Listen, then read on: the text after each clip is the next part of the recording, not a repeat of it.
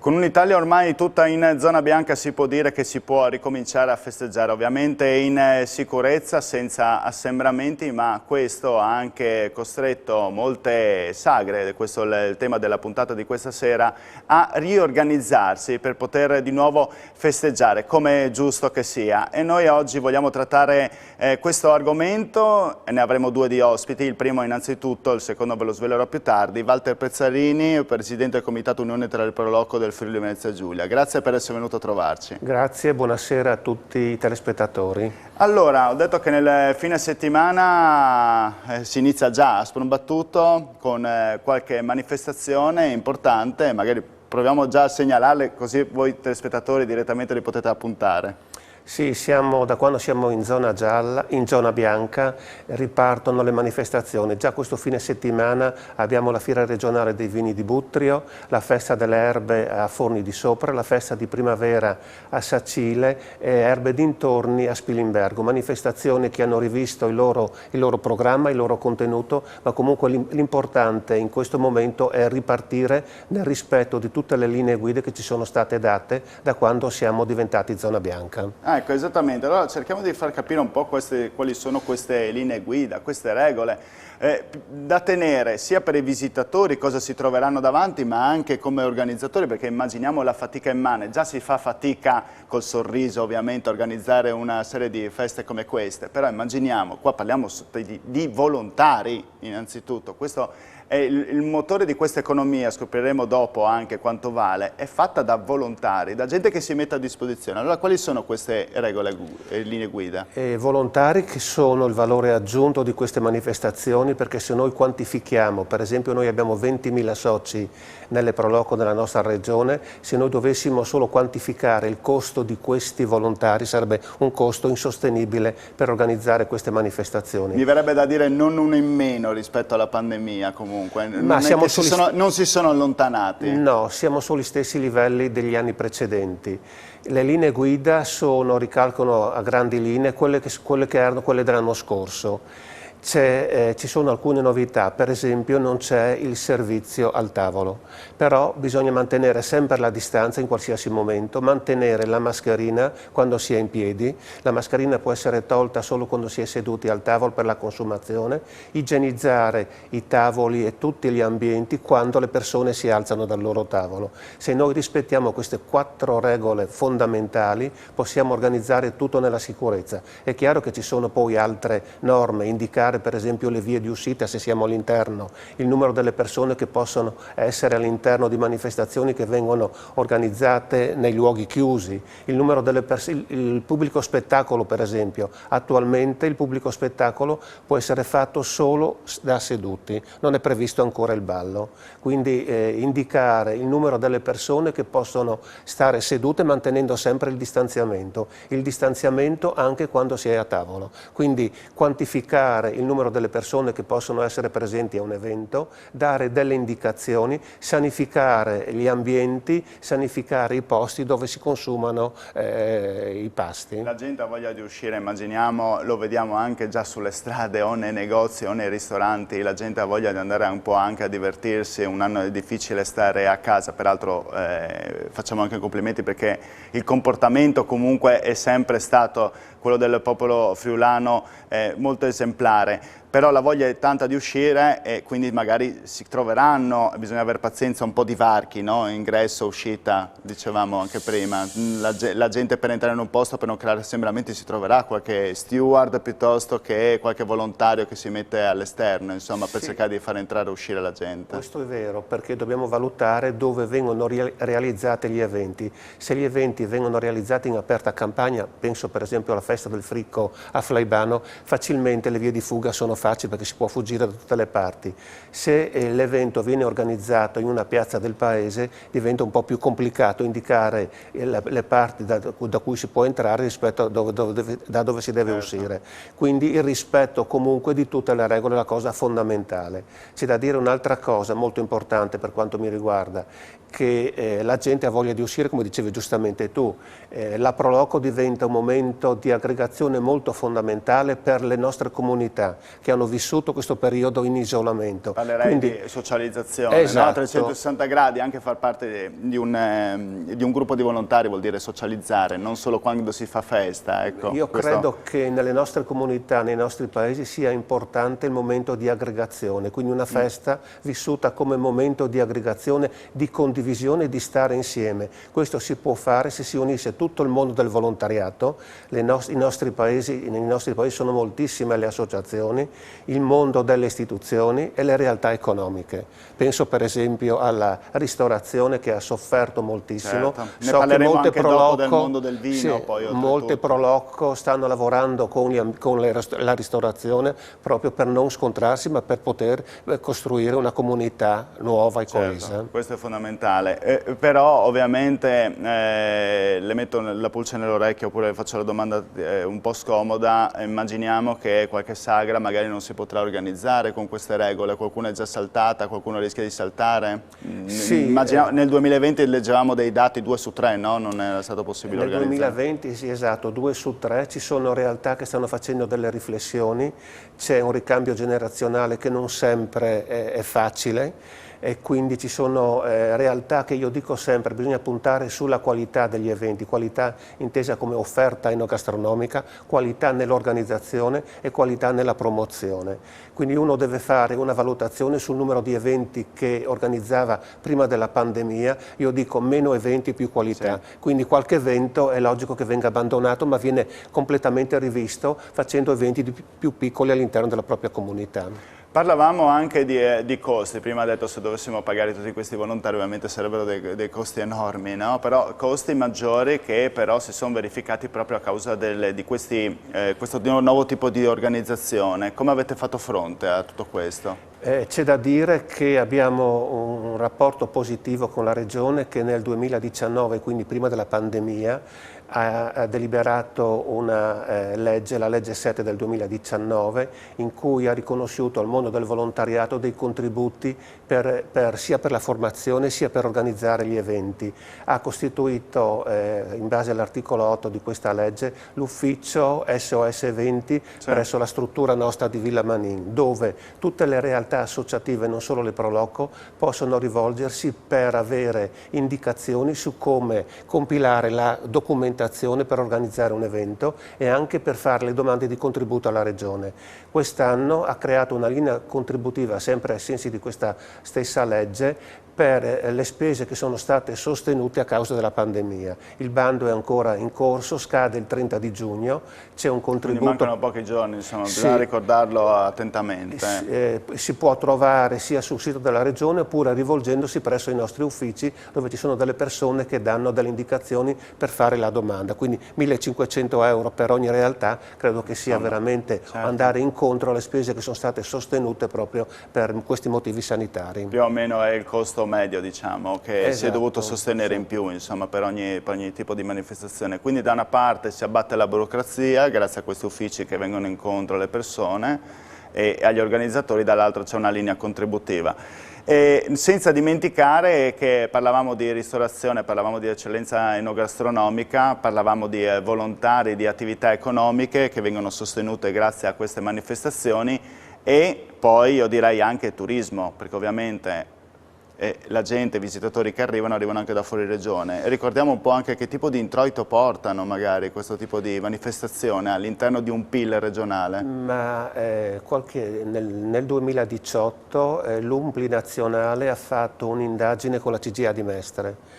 Sono risultati a livello nazionale dei dati molto significativi sia dal punto di vista economico sia di movimento di turisti. Il dato che riguarda la nostra regione, noi abbiamo presentato i dati che riguardavano le nostre realtà nell'estate scorsa, abbiamo visto che le manifestazioni che le Prolocco organizzano in regione portano un movimento di 1 milione di persone e portano un indotto di 200... Vedete come muovere tutta la regione, esatto, possiamo dire, ecco. E portano un indotto di 200 milioni che è pari al 10% dell'indotto nazionale. Credo che questo sia un dato molto significativo. Visto che di solito noi valiamo il 2% a livello di regione, muovere il 10% a livello nazionale vuol dire che noi muoviamo tantissimo, no? Vuol dire che insomma siamo un popolo, ma non godereccio, non lo direi proprio così, siamo un popolo che vuole socializzare, che è sempre stata nella sua tradizione, no? La sagra, la festa, la fiera. Io ho fatto uno studio sulla nascita delle sagre nella nostra regione. Le sagre nascono negli anni 50-60, le sagre si riferivano al patrono della comunità. Poi si sono evolute nel tempo e sono basate sul prodotto, la festa del vino, la festa delle ciliegie, la festa delle patate, la festa del fricco. E quindi ognuno si è specializzata nel proporre un prodotto particolare. Questo sta richiamando in Friuli numerosi turisti perché vogliono vivere a contatto con le persone, degustare i nostri prodotti e soprattutto camminare all'aria aperta a scoprire i nostri territori, e credo che questo sia un valore aggiunto. Pezzarini, io la ringrazio per essere venuto con noi in presenza per annunciare insomma tutta questa serie di eventi. Mi raccomando, sì, si può andare a festeggiare, siamo in zona bianca, non dimentichiamoci comunque che la pandemia non è completamente sparita, anche perché, ma che lo pensavamo anche l'anno scorso, arrivati l'estate, poi ci siamo trovati con la seconda e terza ondata, quindi andiamo calmi, cauti, sia chi organizza sia chi partecipa. Grazie Pezzarini. Grazie a Telefriuli. Allora andiamo in pubblicità e poi secondo ospite parliamo del vino.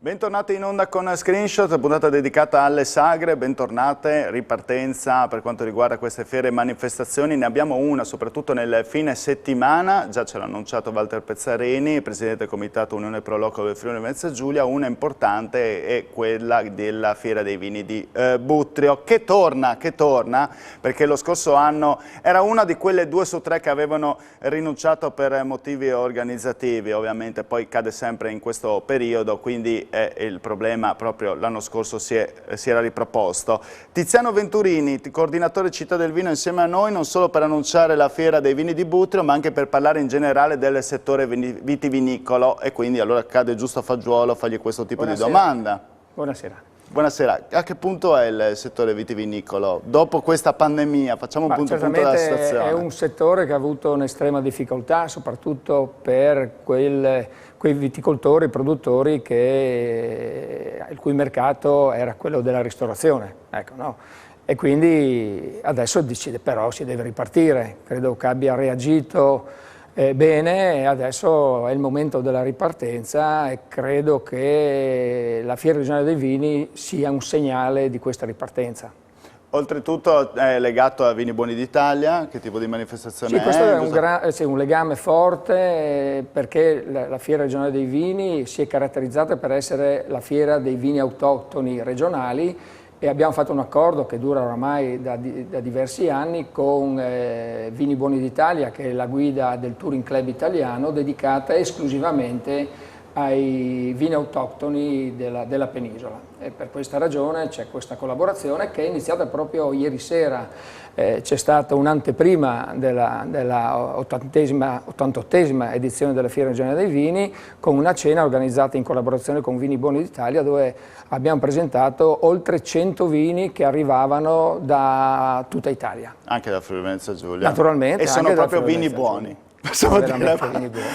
Vini autoctoni, quindi ecco che parlano di territorio. Ecco, infatti, perché qualcuno magari pensa vino bianco, vino rosso da tavola, vini particolari. Perché vini autoctoni? Giusto per spiegare un po' il termine. Vini autoctoni, e perché proprio Buttrio poi? Ma perché c'è stata questa volontà, cioè c'è una storia dietro la Fiera regionale dei vini, 88 anni, e quindi ecco, 88 anni fa le cose erano diverse, si è iniziati appena ad andare in bottiglia, quindi c'è stata un'evoluzione molto importante della produzione e dei produttori. Abbiamo voluto caratterizzarci alcuni anni fa perché volevamo valorizzare le produzioni locali, però dei prodotti che si fanno solo qui, perché parlare di prodotti, soprattutto parlando di prodotti autoctoni, in questo caso i vini, si parla di territorio.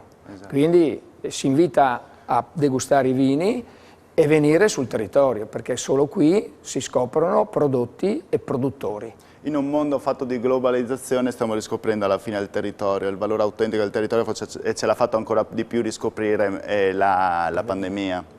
Certamente, questo sì, certamente c'è una riscoperta, io sono estremamente ottimista nella ripartenza, anche perché i nostri territori molto particolari saranno ricercati. Ecco, io e da qui alcune iniziative di cui vi voglio parlare poi, allora, di Città del Vino. Ci può annunciare questo tipo di iniziative? Ma vabbè, ecco, naturalmente come coordinamento di Città del Vino siamo 25 comuni, c'è un 26esimo Palazzolo dello Stella che sta entrando a far parte della grande famiglia di Città del Vino. Insomma, fra le nuove iniziative c'è la vendemmia turistica e didattica. Cosa significa? Avere la possibilità, naturalmente con le carte in regola, la possibilità ad offrire agli ospiti che arrivano da fuori regione, ma anche da oltre confine, fare un'esperienza.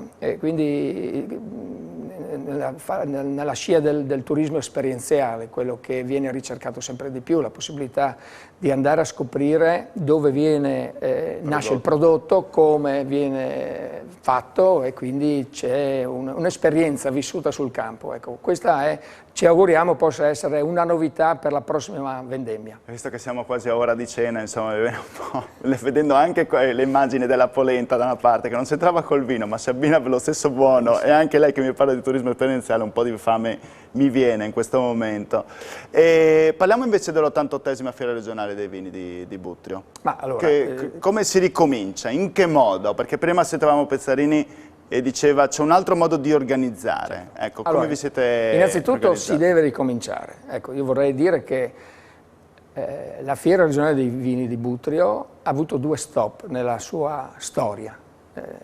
La Seconda Guerra Mondiale, per un anno, e la pandemia del 2020. Tanto per far capire quindi il paragone. quest'anno volevamo esserci, era doveroso esserci per la fiera più longeva di questa regione, sì, ma insomma una delle più importanti a livello nazionale, per dare un segnale di ripresa e di riapertura, e chiaramente nel rispetto naturalmente delle regole che stiamo vedendo anche ci le immagini sono. di Villa Florio poi oltretutto, certo. Quindi è una... Ecco, però è una formula assolutamente nuova, quest'anno è un'edizione speciale, ma credo che anche nei prossimi anni ci sarà una modificazione. No? Ecco, per esempio abbiamo utilizzato parecchio la presenza, sempre con numeri contingentati, ma abbiamo la possibilità di seguire certi eventi della Fiera Regionale dei Vini online, non ultimo le degustazioni.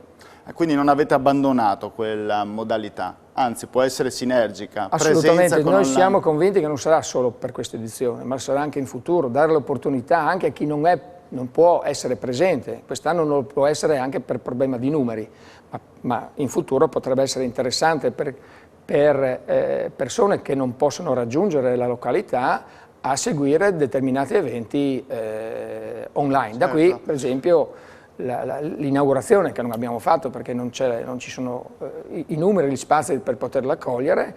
Domani mattina avremo un talk show che sarà in parte in presenza con numeri estremamente ridotti, ma la possibilità di seguirlo online con ospiti che arrivano da tutta Italia. Come diceva prima il Presidente del Proloco, non si punta sui numeri alla fine, anche se dopo i numeri ovviamente portano introiti economici, si punta alla qualità, no? E la qualità è sinonimo adesso di organizzazione fatta in maniera diversa, è un modo di cambiamento, no? Si può dire. Ecco. No, certamente, insomma.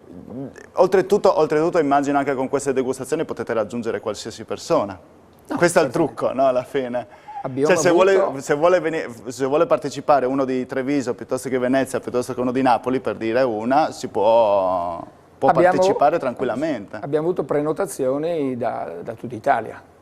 È una prima esperienza, però le abbiamo ricevute. Chi si è prenotato riceve a casa, abbiamo 2 degustazioni, una domenica di vini bianchi alle 11, l'altra di vini rossi nel pomeriggio. Chi si è prenotato avrà la possibilità di degustare online. No, sono ancora aperte, c'è ancora qualche posto. C'è ancora qualche posto. Certamente per chi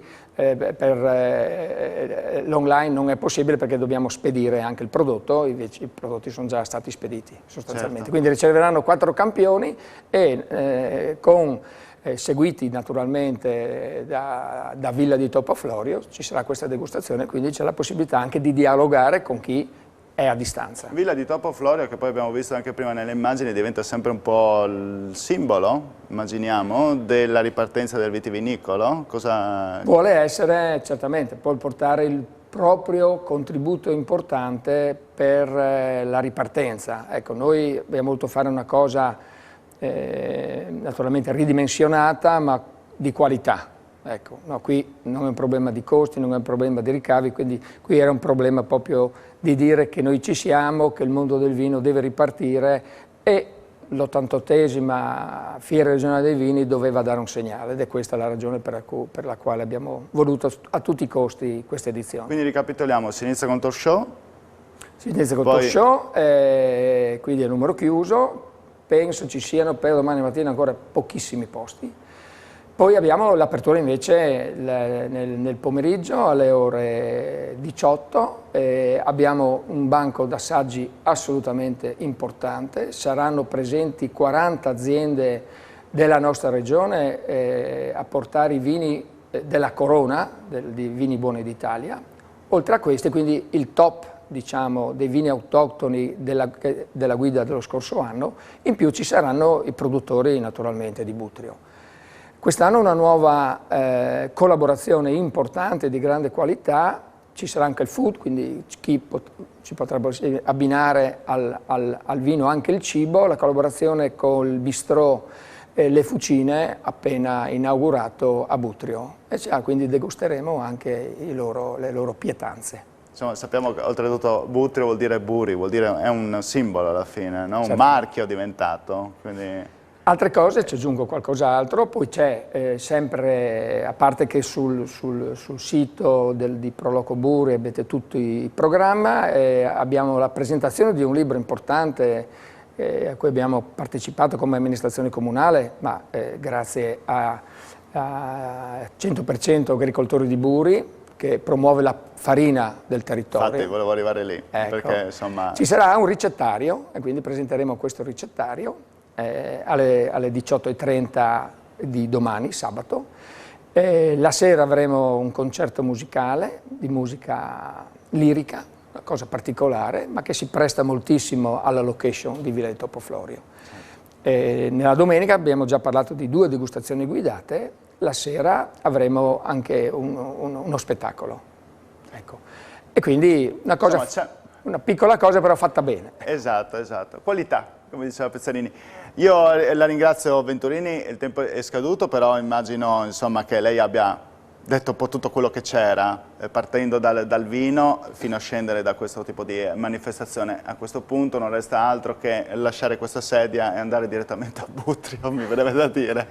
Vi aspettiamo tutti. Già a partire da questa sera per poi domani mattina e poi domenica. Grazie mille Venturini, io vi saluto, telespettatori, vi ricordo l'appuntamento sempre con Screenshot, a ricominciare da mercoledì. Grazie, arrivederci.